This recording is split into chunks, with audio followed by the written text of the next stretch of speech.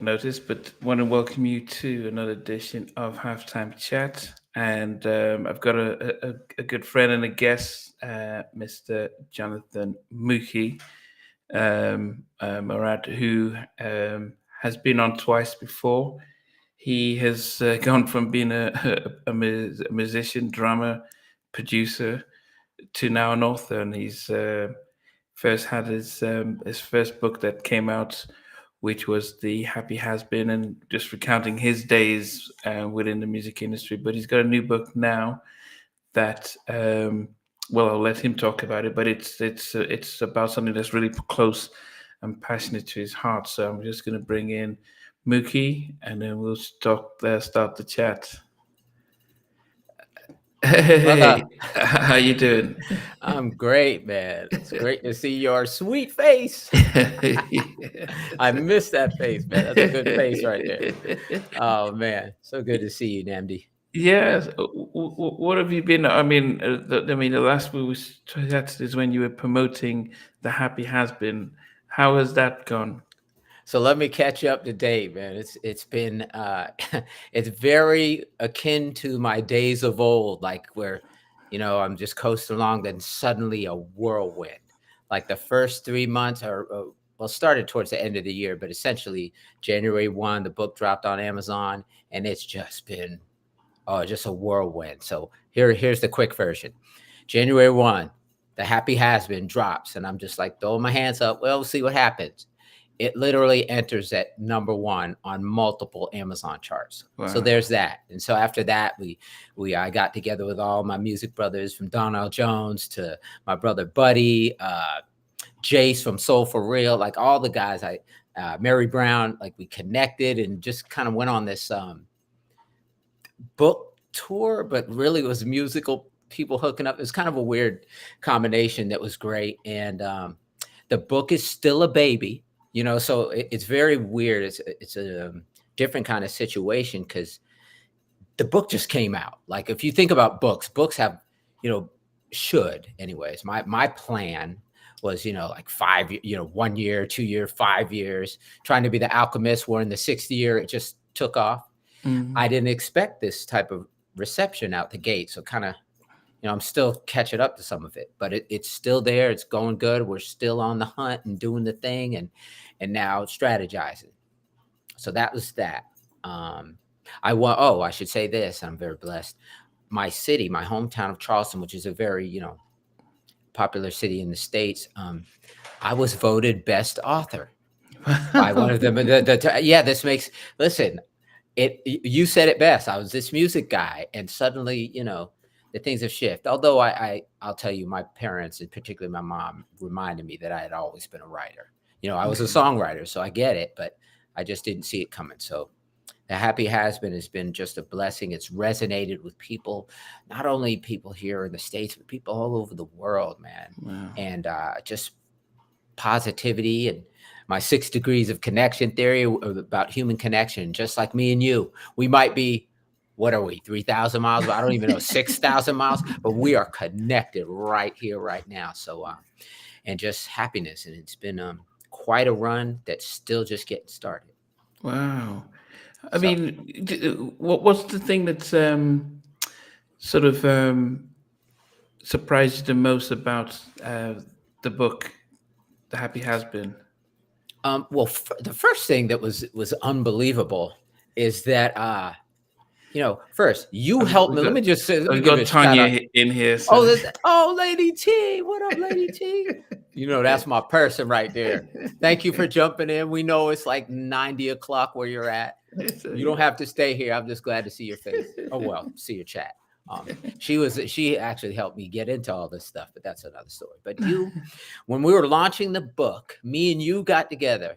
We had a combination of ideas of what to do. And this leads into the answer to your first question, and you just was like, well, look, maybe you can get, a couple of your friends in the music business. And by the way, at that point in time, I hadn't reached out to anyone. No one knew about no book.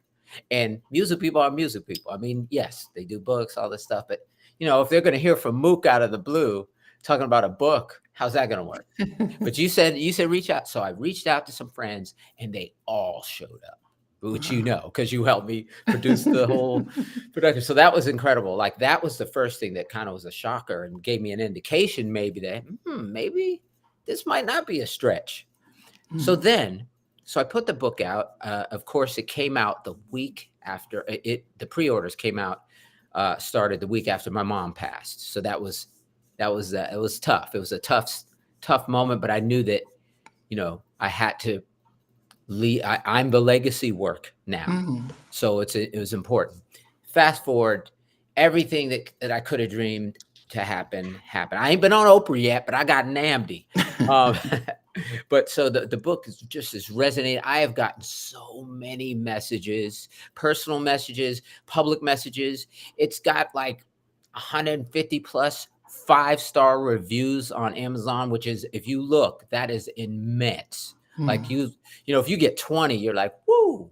And usually, 5 stars, you're not all going to get 5. And frankly, Yeah. I probably wouldn't give myself all 5, but it's just really something about it. I can't even explain. It's really resonated with people besides, the stories of me in the music business. But what I was hoping to accomplish was to spread like real happiness that isn't based on having these plaques or having all the things happen, because the things happen and then they happened in the Yeah. past tense. We're still here. So what's next? Do we struggle? Yes. But can we be happy through it? Yes. At least that's my experience. And I just wanted to share it. And it seems like it's cool. It's working and it's good. People they're in there with me. And that Mook face challenge. Did you see that? What about Yeah, that? yeah, yeah. Look, hundreds. Oh man, when we put that thing on Times Square billboard, something me and Buddy are working on this. When we get that up there, man, it's gonna be crazy. We're gonna try and like do a slow scroll of hundreds of people doing the Mook face challenge. It's Wow. been it's been cool. Goodness. So it's crazy, man. It's So good. then, what did releasing the book and the whole journey? I thought you'd be like, okay, that's finished. I'm done. Let me go back into Mm, speaking of my music. But mm. what did that lead to now? Very good. So very good. The truth is, I didn't know the joy in excuse me, joy is not even the word. The the depth of the experience itself of writing. I didn't realize what it would end up being, because I just, you know, so many times in my life, especially when I was younger, I'm just doing the thing. I didn't know how or what. I just started writing. But I have a pretty decent memory, and it all, the, not just the stories themselves, but the experience, almost as if I was reliving it. I was able to. There's something that would flow and capture. I was able to capture in the writing process that I enjoyed just as much as when I was in those studios for those 16, 18, 20-hour days with Eddie F or my man Trey Lorenz or whoever it was. Hmm. And it's lit a fire in me. So now I got about 4 more books in the queue, half written already. Wow. Yeah. So I think I'm taking this author thing seriously. Let's put it like that. Okay. So I love writing, man, and the fact that it's actually resonating with people is a dream come true. So So yeah. what's the most recent book then that you have out now? Okay. Excuse me. So now this is, if this is going to bring some emotion, so bear with me. And also, it's not necessarily the happy Mookie, although it is ensconced in joy. I'll bring you back to what happened a few weeks ago. So a dear friend of mine who's a DJ in South Carolina, one of the top DJs, it's like a DJ collective, uh, top guys. One of them and his wife lost their 18-month baby boy suddenly overnight. And, this broke my heart, broke the community's heart. And he asked if I would show up at the funeral. And so I went. I'm not, I've missed a lot of, I missed my own grandma's funeral. So I'm not really a funeral guy, Hmm. with all due respect, but I needed to be there for these beautiful people.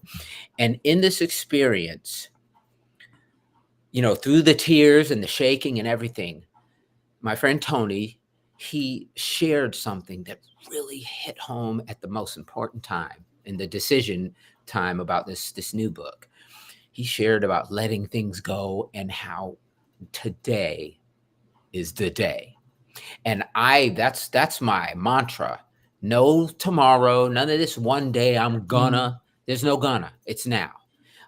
When you get there, I always say, even though there is a tomorrow, when you get there, it's gonna be now.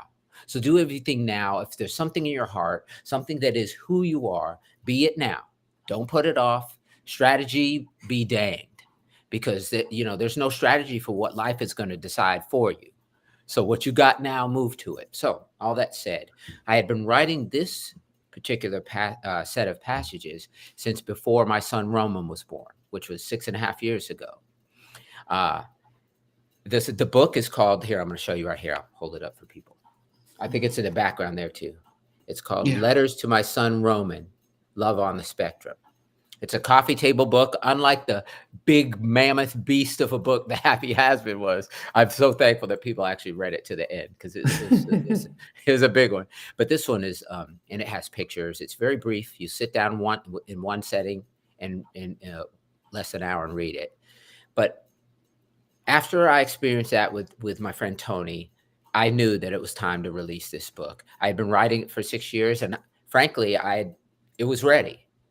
I had initially planned to put it out no earlier than a year after The Happy Husband, because, strategy, you don't want to step on the toes of one thing where you're doing it, but that's fine sometimes.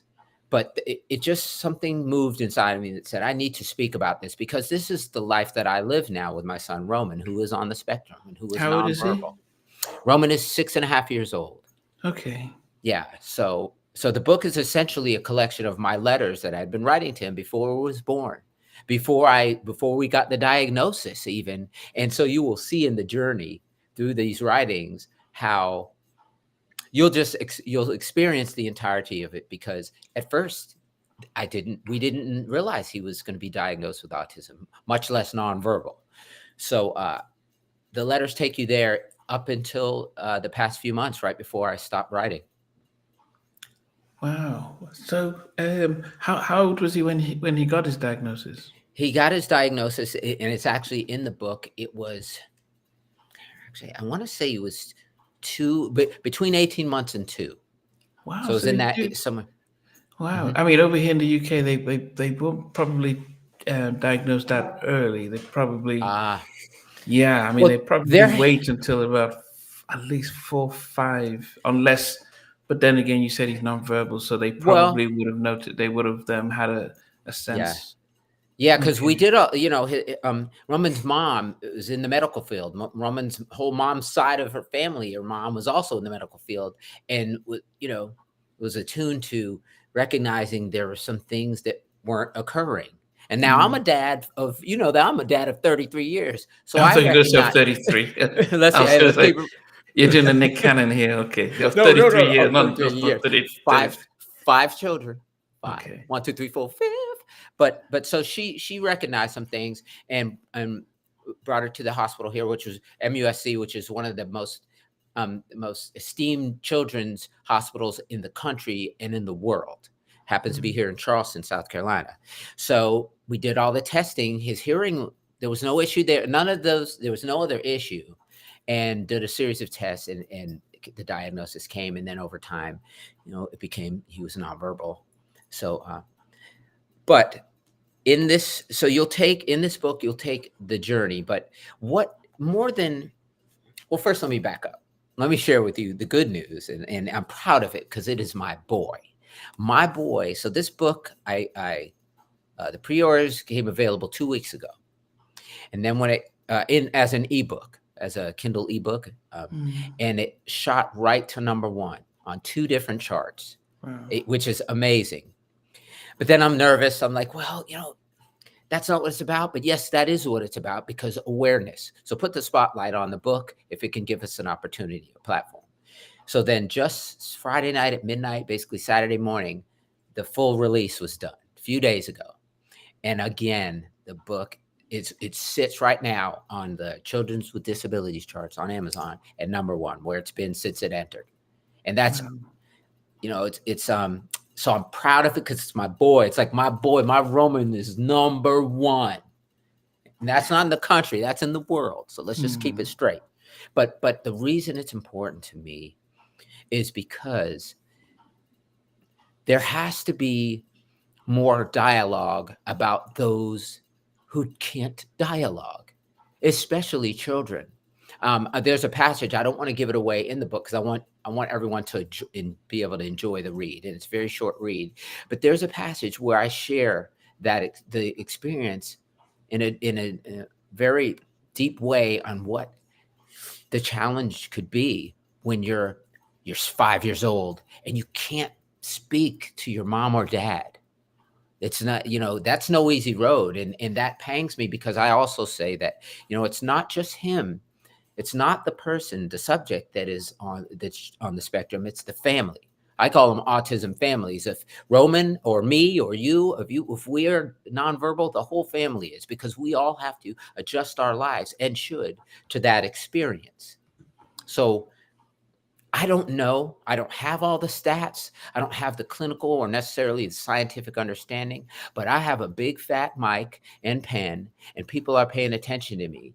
So I was like, there's no need to wait. This is going on now, and it's millions. There are 20 to 30%, and this might be the only stat I know, but it's an important one, of the entire autism community. Those are millions and millions of people. 20 to 30% of those are nonverbal. Now you put yourself in that space. Me with my running mouth, I wouldn't, that'd be it. I'd have to go to the sunset because I wouldn't survive it. Yet this boy has taught me more about freedom and pure joy, like a little child. Children, they're free. They're not bogged down with the things that we add to our lives, whether they're racism or cultural divides or differences. These kids, they're going to live their life. Rōman is not going to be moved by what you're wearing. Rōman's not going to be moved by how flossy you are, which, hey, I'm all about it. I come from an industry that we do our thing. I'm about the fashion. So with no disrespect there. But what I'm saying is this. There's a freedom in being not, I got to be careful with this because I am trying to, start a foundation, get money to assist families. It's not just nonverbal.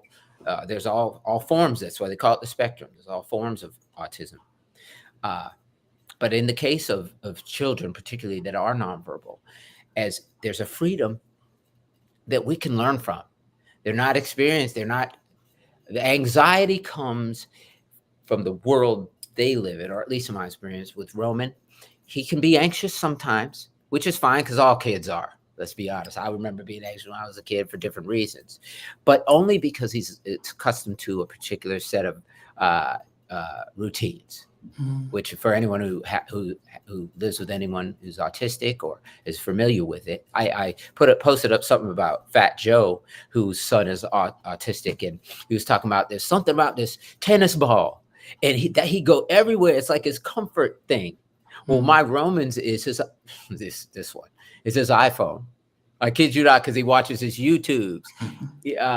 Just, in repetition. He took a class picture. I have it over here. I'll send it to you. Maybe we could put it in here. But they gave up. It was like they let him put his class picture in so he has his phone next to him, and he's smiling. They couldn't get him to smile. They couldn't get him to take the picture. But once he held his phone, he did it. So that's his comfort zone. But I'm getting a little bit lost in what I was saying. I think I just want to say that there is a joy. There's a freedom that allows a joy when they're not bogged down by, frankly, the things that we put on ourselves as we're hustling and bustling through society, of which I do too. I'm working on it. I'm learning, and I'm learning from him. Yeah. I guess, what type, when you have a child who's autistic, what types of adjustments do you as a parent have to make? Because if you look back at your other 4 children who weren't on the spectrum, is there a sense of, man, we're going to, you're working differently, harder? Was there a sense of, I'm going to model parent the same way I already parent for the other 4? And is this harder? What's that like? Great question. So this is where every time I could get emotional. So bear with me. So I have 5 children. I've again, for 33 years, I've been actively raising my kids along with their moms. But Rōman is uh, the firstborn, only son, only child of his mom. So for me, there's not so much different. Your attention level better not dwindle, because again, not being able to speak, all kinds of things could take place. So you have to be extra aware. Mm. However, I would say for mom, it was the part that was challenging at first. Just having to know that she doesn't have, like, her only child can't say mama, can't say, hey mom, can we, that one, I had to kind of deal with that, and I only imagine what she would have to deal with. But like I said about her, she's very strong, and she comes from a whole field of the medical world, to where she's okay. And I'll tell you this: the communication might not be words, but man, there's nobody on the planet that little boy loves more than his mama, and everyone knows it. That's his comfort right there. So, as for the challenges, they're a lot, because he has ticks, at different things that he'll do, that might be out of frustration because his phone ran out of charge. So you have to keep, let me tell you, over there where he's at with his grandmom and them, they got like 4 phones so that if one runs out, they got another one. And when he's with me, I know that he's getting my phone when his battery runs out on his, because without it, he's upset. You notice the differences. So working with that, he's working on being able to use the potty. 6.5 years old, but it might take, who knows. I have a dear friend of mine who's also working with me on the foundation. His boy is 19 years old and still have to do diapers. So there's real world challenges that you couldn't even imagine if it was you. So it's real. But at the end of the day, I don't want to be too dark about this, because I'll share. This book isn't about that. It's really about calling attention to the love and the uniqueness that is the sweetness. That's what I say. That uniqueness is the sweetness, because I tell you, while challenging in the 6.5 years, and no disrespect, Christian, Mercy, Sophia, Savannah, my other 4 kids, I have not known a love deeper and a joy deeper than the relationship that I have. Our communication surpasses words. I know that might sound corny or whatever it is, but it's a fact. And if you saw us engaging, you would agree. Oh, wow. Okay. Yeah, yeah, How would the well, I mean, you mentioned the other 4. yeah. How do they um how do they feel about having a younger brother who's nonverbal, and what's that relationship like? Well, I mean, they love him. They adore him. It's so weird, the full circleness, especially of my oldest boy, Christian, and Rōman. They were so similar, with 28 years between them. Even their visage, even the way they look, and some hair and all these different things. Yet they're very different, in terms of that. My other kids, man, they came out the womb talking trash. So where's the money? But they love him, man. They adore him. They're sad because they don't get to see him a lot. I mean, I got one just graduated, another one on the trail to graduate, and my oldest boy, he's gone. My Mercy turns 25 tomorrow, so yeah, so it's a spread. So they get to see him a lot, but that's why I'm always taking pictures and videos, and so they get to experience that. They love him though. They love him. He's one of us.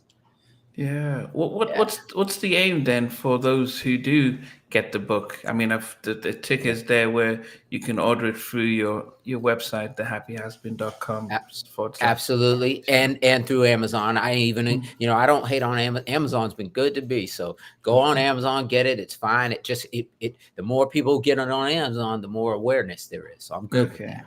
Or else go to my website. That's perfectly fine. That'll navigate you to both spots. But I'm going to be honest. I put it out because my heart, how close we are, and what it means to me to share with people, so that there isn't there's a stigma. There's a stigma with a lot of special needs families. I don't like this thing. I never have. It's always rubbed me wrong. And now I get to be part of one of these unique families. Well, let's go. I don't know. I'm not going to be quiet about it. I'm going to speak about it. I'm going to share the love. And so we started a foundation. The nonprofit will be up soon, called Rōman's World, to where the goal is to assist families directly.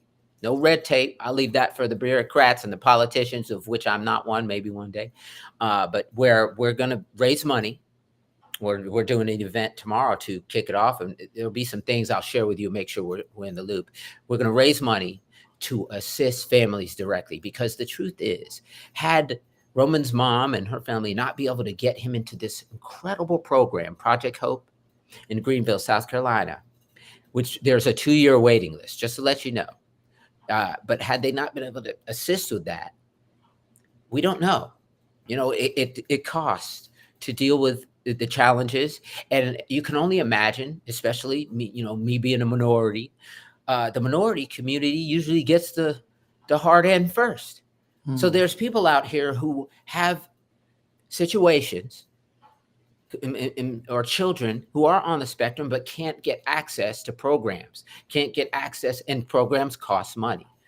So, I don't know what I have, but I do have a microphone. So I'm going to shed some light. And now I have books. So it's a platform, hopefully.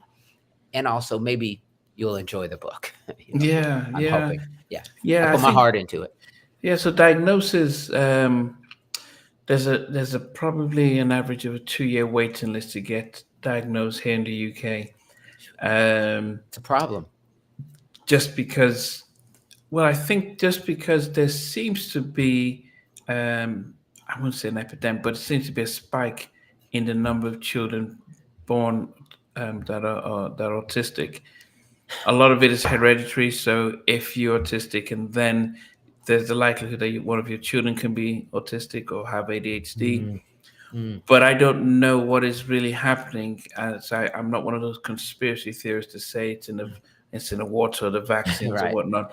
But I do know, as a children's mental health therapist, that the number of children that we're seeing getting referred for autism assessments and support have almost tripled Yeah. in the past 5 or 6, 10 years, and no one's explaining to us why. And what I do tell parents when they're on the process of trying to get a diagnosis, I tell them getting a diagnosis helps you to understand why your child is different, and helps maybe their school system and on the community understand. But that's in a diagnosis in itself doesn't change anything. It Right. is about Right. what you guys as a family and maybe the Exactly. school system do to support being autistic. From what I've been learning and all the different courses that I've been on, um, it means that they see the world in a different way than the rest of us. Yes. And normally there's a sense and a push for everyone to conform, to say, this is how we see it, so everyone needs to see it the same way. But what you have to start to learn is that, well, they see the world in this way, and it isn't wrong how they see the world. It's Mm, about, well, let's try and meet somewhere. And maybe as you get older, with some of them who are a lot more who are verbal and who aren't as severe, are able to say, okay, well, I see it this way, but I can understand why you guys see it that way, so I can compromise.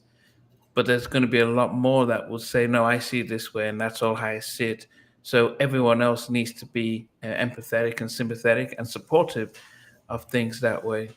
Um, eloquent, man. I mean, you nailed it. It's we tend to. It's almost like anything else in society. Our way, what we know, that's what's right, or this is how it is. But if anything, through the darkness of the struggle that it can come with certain parts of the challenges, um, I'm hoping this book of letters just shares there is a brightness, because there's something in the way of love that can connect through all of this. I go back to the first book, The Human Connection. There's something, if we allow it to be and not be so rigid, and like you said, and just kind of be open to new understandings, something that any of these children or full adults see a different way.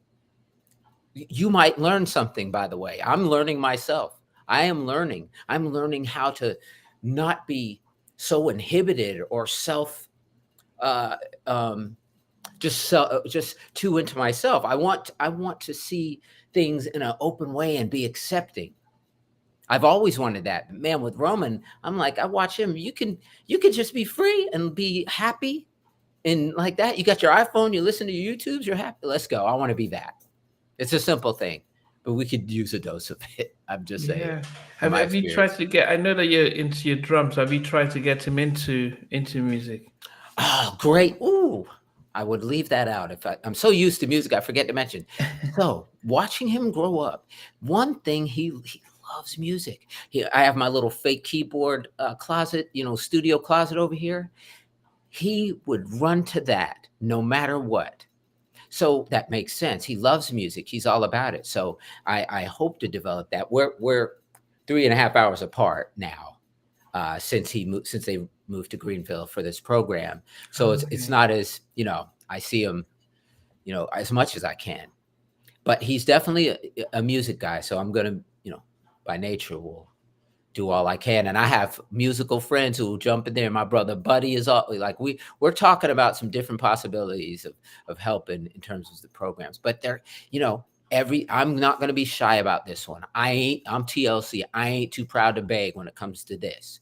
All of these things, all of these programs, all of the access takes money. That's why we talk about the privilege. Well, here's where privilege makes a difference. When you have the access, you get the programs. When you don't, you don't.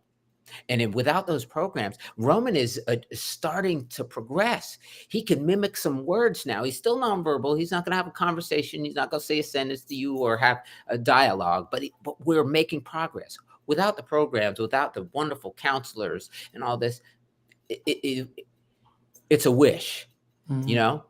And like you said, the numbers are exorbitant. They're incredible.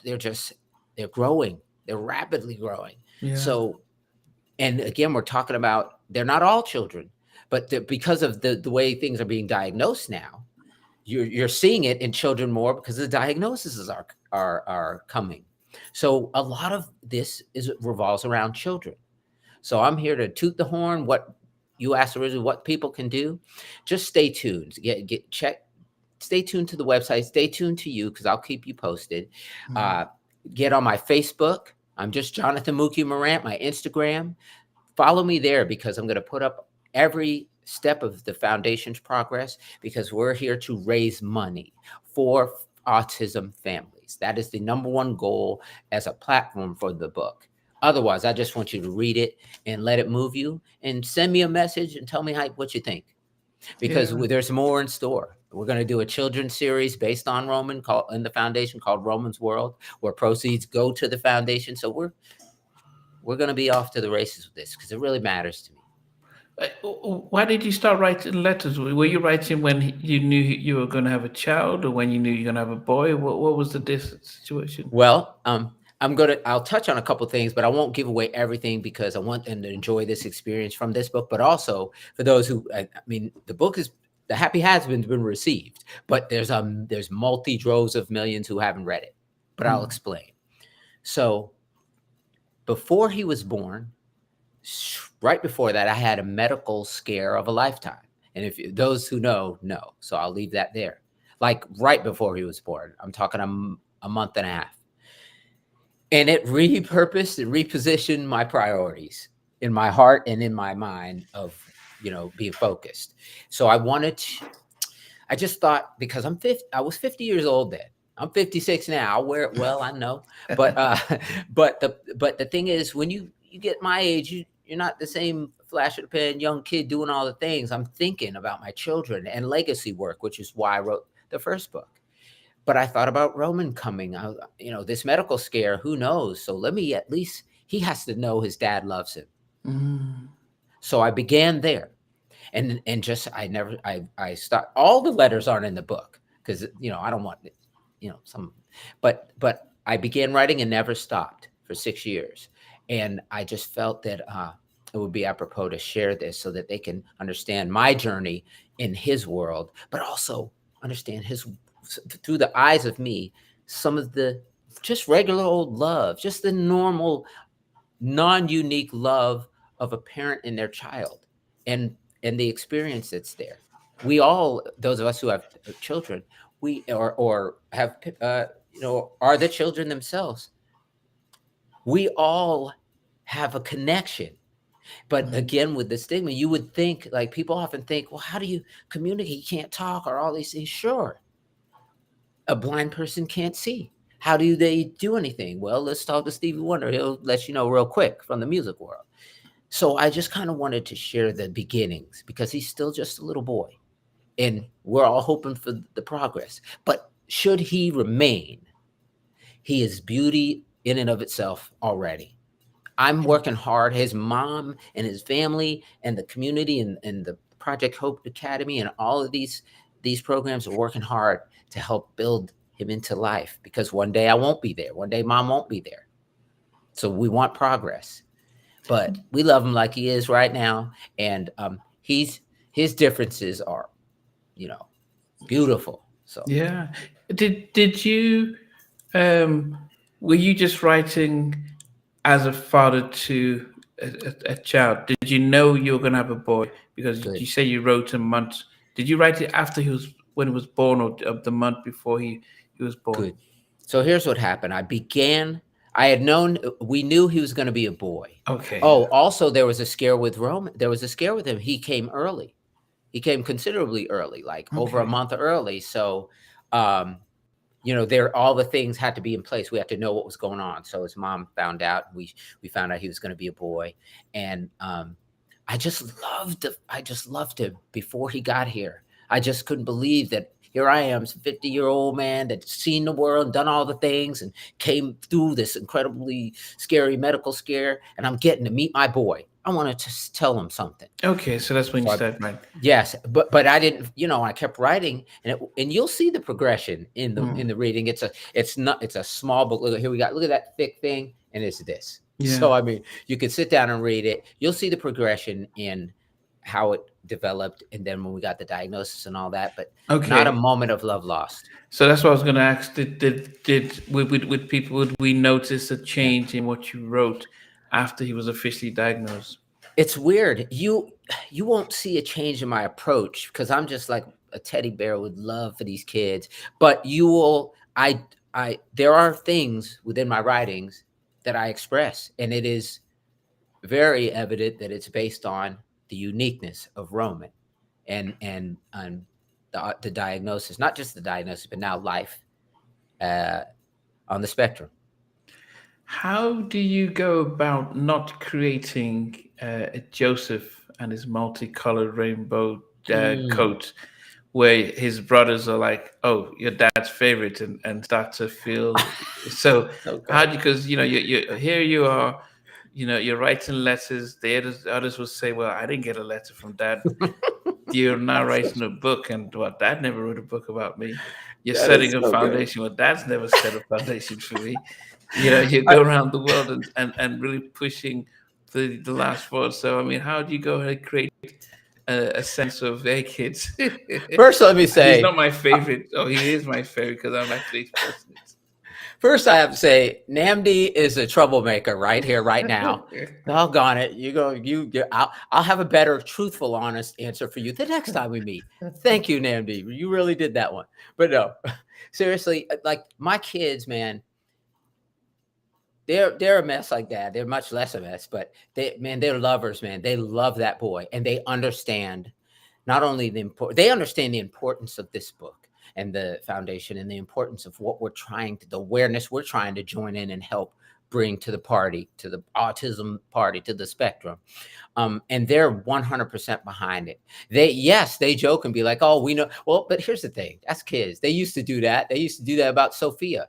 Oh, we know who the favorite is because whatever. But I love all these guys. I love them, and I love everybody's children. That's just who I am. I'm the lover of, I love children, man. But yeah, they'll probably be. Anyways, next question.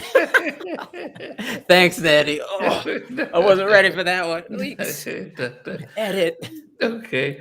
Well, as I said, I've put the details of the book there, Please, and please. as I said, and hopefully, as I said, people as they're tuning in, even though they watch this on repeat, Yeah. they'll still see it, and I've actually put it in the description. Yeah, because I I need it. I'm going to share it with everybody. yes, yeah. Yeah. I guess then just slightly away from the book. Then we Yes. always touch on the fact that you came from a background of music, Yes. first as a playing with your brothers, and then becoming a producer, part of the Untouchables and stuff. Um, has that gone away? Have you ever been tempted to get back into the studio and create music or any of that? Great question. Son, I'm just moving too fast. So I had to kind of become resolute with the fact that, okay, I'm gonna do all the things, and I don't believe in gonna, but I know that I can't do it everything at once. You're gonna be in one place at one time. But the answer is, man, I'm gonna be on this music vibe. Me and Donnell are already talking. Oh, believe me, just it takes time because other things happen. This book happened. He's doing things. Listen, Eddie, my bruh mentor, DJ Eddie F, is on the cusp of. Well, I don't want to give it away, but let's just say there's some music that's been floating around that everybody's been just fiending for. Well, they might get ready to get their fix.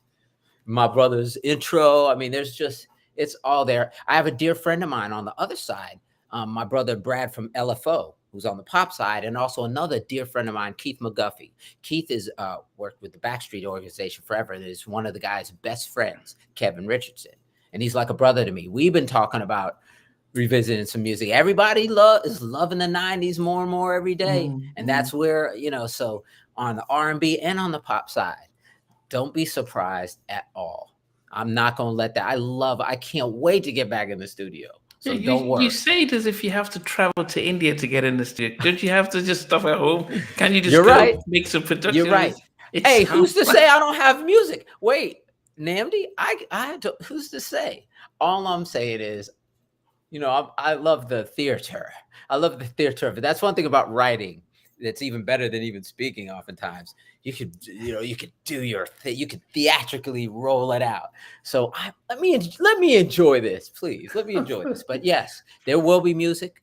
There will be reunions. There will be merch, maybe tours. I mean, listen, I'm that guy who knows. I just don't want to spill everybody else's beans. But you're gonna see Mook. Yeah, I've just been talking to Tim Kelly from Tim and Bob.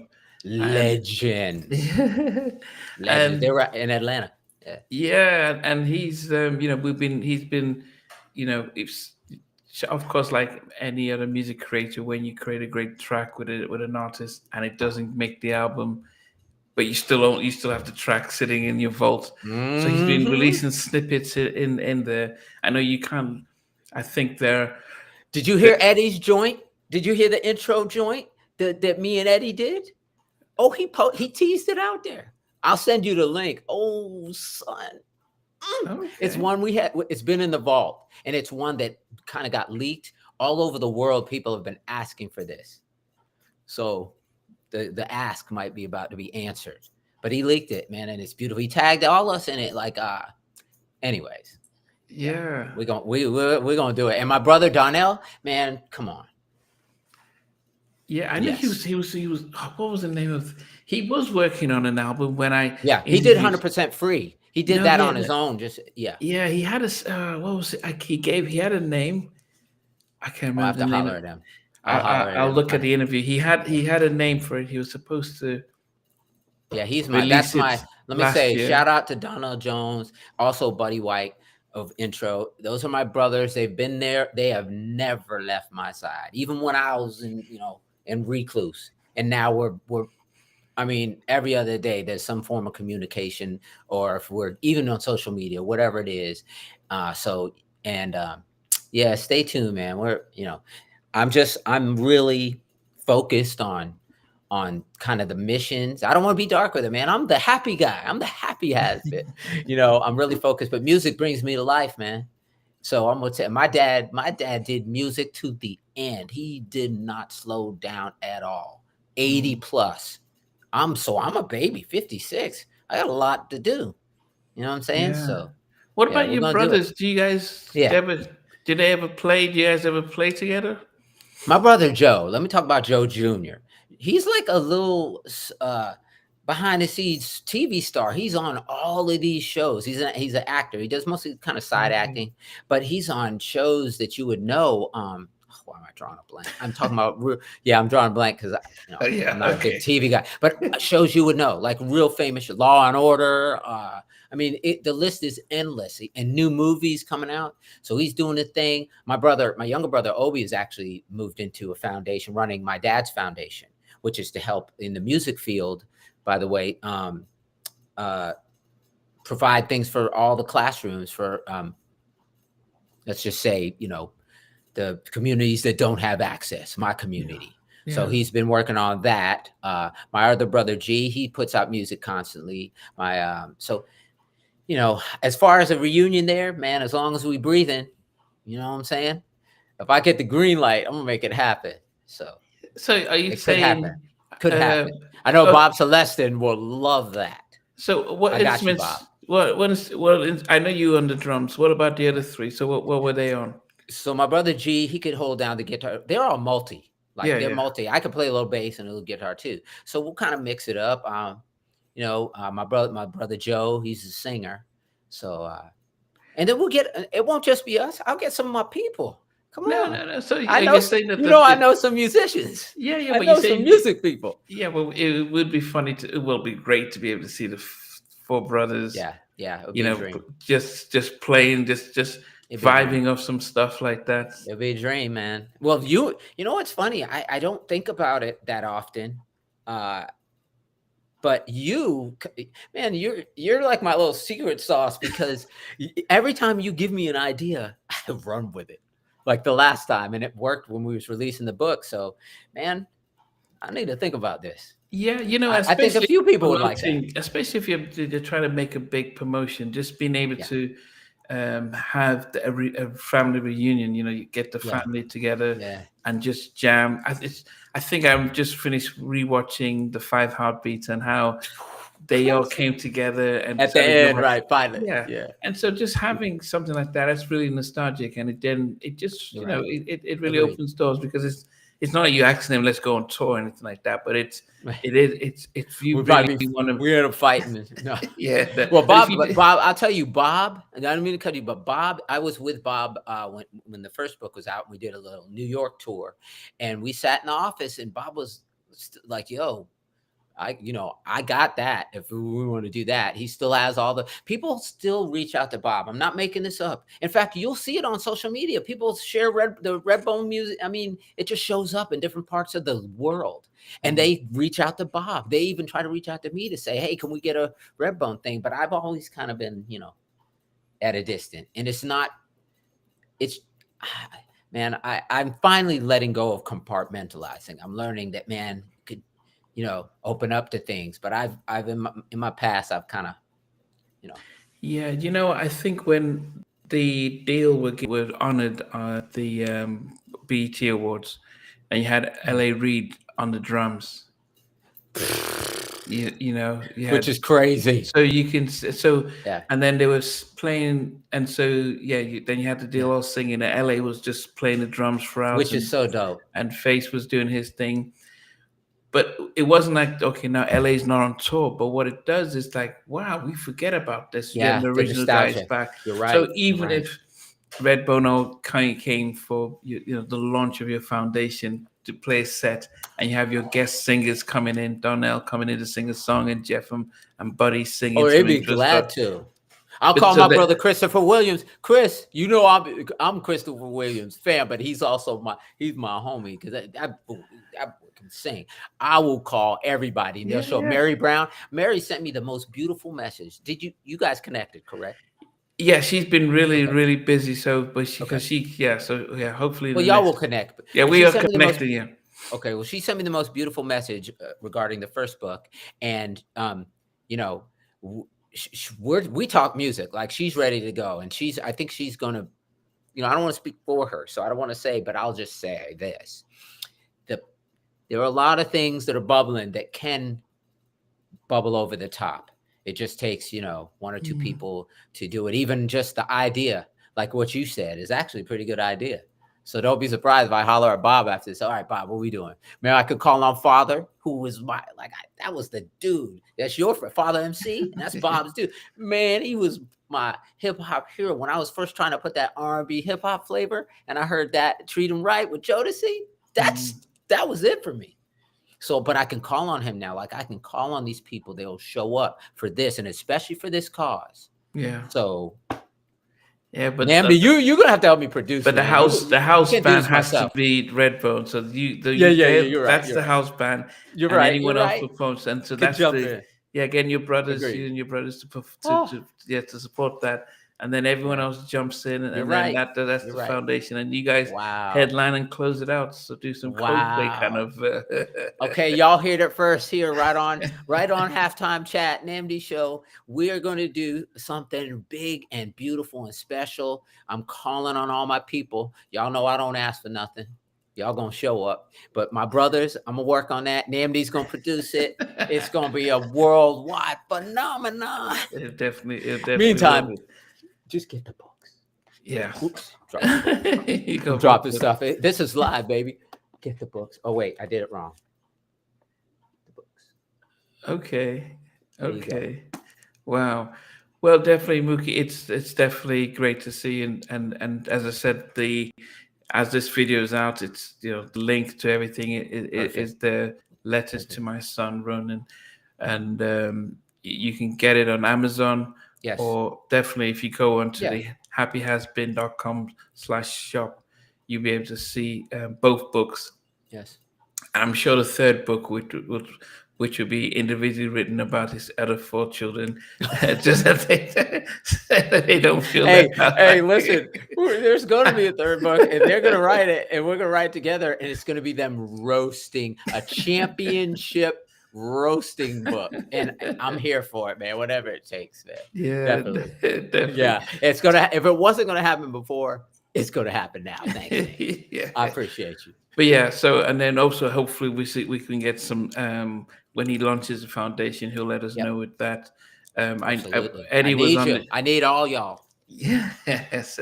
Yeah. So I know Eddie, because Eddie came on. That was greatness 6 weeks ago, but he still wants to save his own individual halftime chat to when he's ready to launch the Eddie F Presents. Woo! Yeah. But it'll be worth it. Listen, me, Buddy, all us, we have conversations. I remember I was with Buddy, and this will be the last time I say, when I was on the New York tour for the book. Eddie, I mean, he is the quiet yet most fiercest advocate. So he called us. Me and Buddy was together. We're driving from Queens or wherever we was at, and was kind of filling us in on some things about to happen. And we're sitting here we're like, come on, Ed. But the truth is, nobody knows better how to implement from a musical standpoint, but particularly from a branding, marketing, unveiling standpoint than Eddie. He's done it for decades and done it well, and that's why he's the GOAT, the legend. So I just trust him. I want him to come on, Eddie. I love you. You're my brother. Let's get it started. You have a song, and it's called, let's get it started. Let's get it started. Okay. Yeah. So it's gonna happen. Yeah. So I mean, we're hoping for big things this year. So, but look, anytime. Yeah, as I said, this was people. Thank you, man. Because normally, this was my fault. I'm the one. I said, hey, Namdi, the book is out early. It's doing well. There's no more later. Can we do this? And Namdi said, man, let's go. So I love you, brother. I appreciate you. And all seriousness, this is the most important project of my life movement going forward. I'm going to do this for the rest of my life, period. And what I don't know, anyone out there, Join us in this. This is not a me thing at all. It's the opposite. I just need resources. So, whatever they are, some of it's money, some of it's experience, some of it's access, whatever you have in the world of the spectrum, autism. Let's go together, man. And we can move the needle. It can happen. I've seen it happen before, especially in the music world. My music people can move they can move the crowd. So let's do this. Well, I know that Faith Evans has spoken about her child having autism. Yes. Mila from 702, and we had when I interviewed her, we spent the first hour talking about the challenges she and Music Soul Child had when their son was born with autism and nonverbal as well, and the challenges she has. And I know Sean Stockman of Boys to Men has spoken about his son.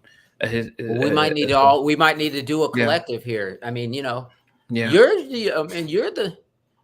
the crux, man. So we'll talk offline. No, I mean, you're great. I mean, the thing is, man, people love you. It's when I let them know, and I've watched you, by the way, I've watched your progression over the years, man. You're the dude. There's nobody who don't want to come on halftime. I'm like, oh, here I am. Okay, you go talk to little old Mookie and try to appreciate you. But this is, I appreciate this platform for this reason, because all the books, the music, it's my heart, but my heart is these children, not just mine, but those who can't speak for themselves. I got a big voice, so I'm going to do it. And so do many of us in our community, this beautiful R&B music community. So I'm issuing a call to action. Let's do a little something together, man. Yeah. So just before you leave, can you just hold up your book and tell people where they can get it? Please. So first is the new number one book, Letters to My Son Rōman, Love on the Spectrum. You can get it at Amazon easily. Click, send, you'll have it. And you can also go to my website where that'll be. And of course, the OG from January, The Happy Has Been, also number one on multiple charts. I mean, we're just getting started. Like I said, children's books in the works, podcast, we're doing it all.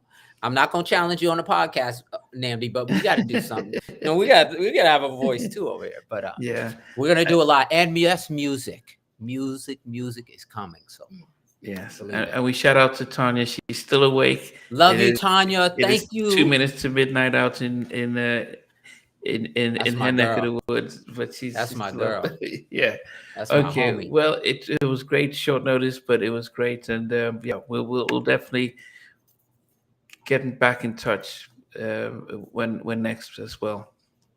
Perfect. Thank you, Namdi. Love you, brother. I'm right here, man. I'm right here. Let's do it. Appreciate you.